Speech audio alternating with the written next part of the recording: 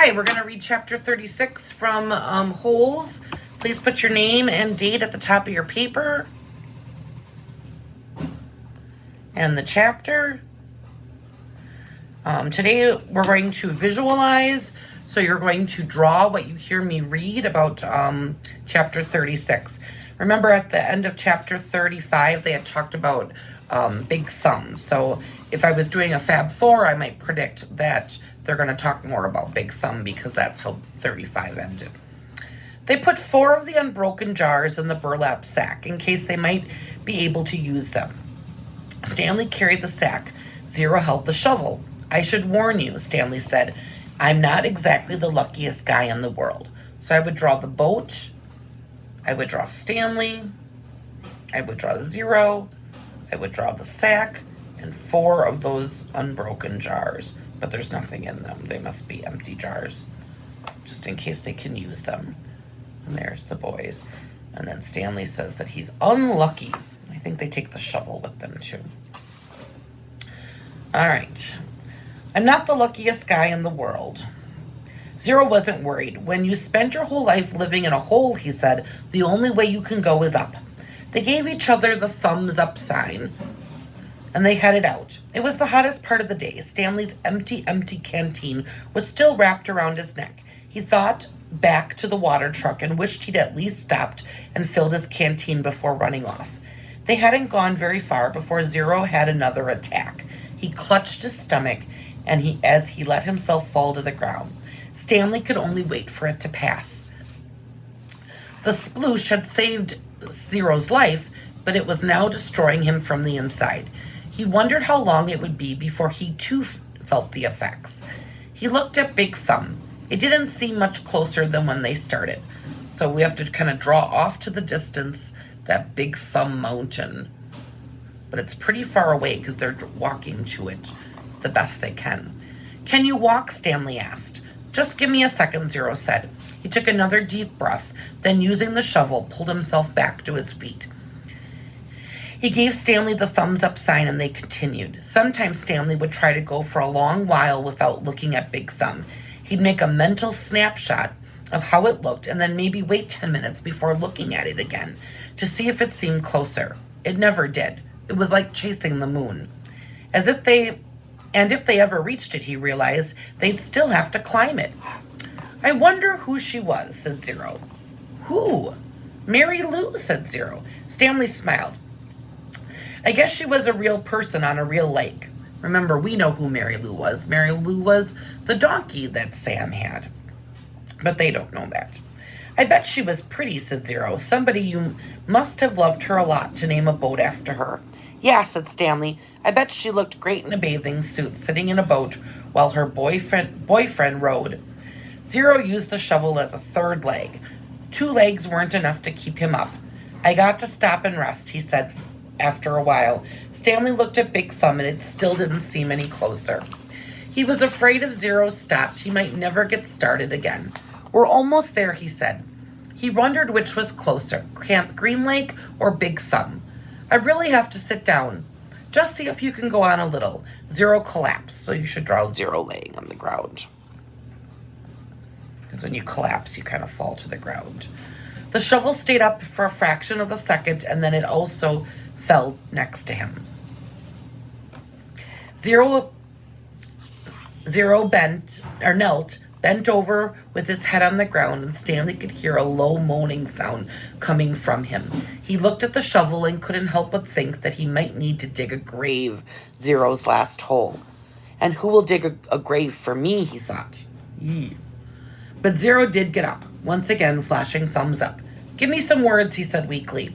It took Stanley a few seconds to realize what he meant. Then he smiled and said, R-U-N. Zero sounded out for himself. Run. Good. F-U-N. Fun.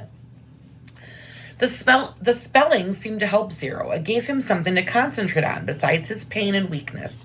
It distracted Stanley as well. The next time he looked up at Big Thumb, it did really seem closer. They quit spelling words when it hurt too much to talk. Stanley's throat was dry. He was weak and exhausted, yet, as bad as he felt, he knew that Zero felt 10 times worse. As long as Zero could keep going, he could keep going too. It was possible, he thought. He hoped that he didn't get any of the bad bacteria. Zero hadn't been able to unscrew the lid. Maybe the bad germs couldn't get in either. Maybe the bacteria were only in the jars which opened easily, the ones he was now carrying in the sack. What scared Stanley the most about dying wasn't his actual death. He figured he could handle the pain. It wouldn't be much worse than what he felt now. In fact, maybe at the moment of his death, he would be too weak to feel pain.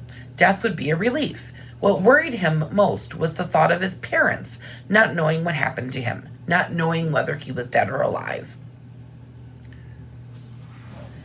And day after day, his mother and father not knowing, living on false hope. For him, at least, it would be over. For his parents, the pain would never end. He wondered if the warden would send out a search party to look for him. It didn't seem likely. He didn't send anyone looking for Zero. So you should draw Stanley's mom and dad worrying. You should draw the warden not going out on a search party. But Stanley's parents are worried. What do you think is up there? Zero asked. Stanley looked up at Big Thumb. Oh, probably an Italian restaurant, he said. Zero managed to laugh. I think I'll get a pepperoni pizza and a large root beer, said Stanley. I want an ice cream sundae, said Zero, with nuts and whipped cream, bananas, and hot fudge. The sun was almost directly in front of him. The thumb pointed up towards it. So make sure you have the sun and the thumb. They came to the end of the lake. Huge white stone cliffs rose up before them. Unlike the eastern shore, where Camp Green Lake was situated, the western shore did not slope down gradually. It was as if you had been walking across the flat bottom of a giant frying pan, and now they had to somehow climb up out of it. They could no longer see Big Thumb. The cliffs blocked the view. The cliffs blocked out the sun. Zero groaned and clutched his stomach, but he remained standing. I am all right, he whispered. Stanley saw a rut, about a foot wide and 6 inches deep, running down a cliff. On either side of the rut was a series of ledges. Let's try here, he said. It looked to be about 50-foot climb, straight up.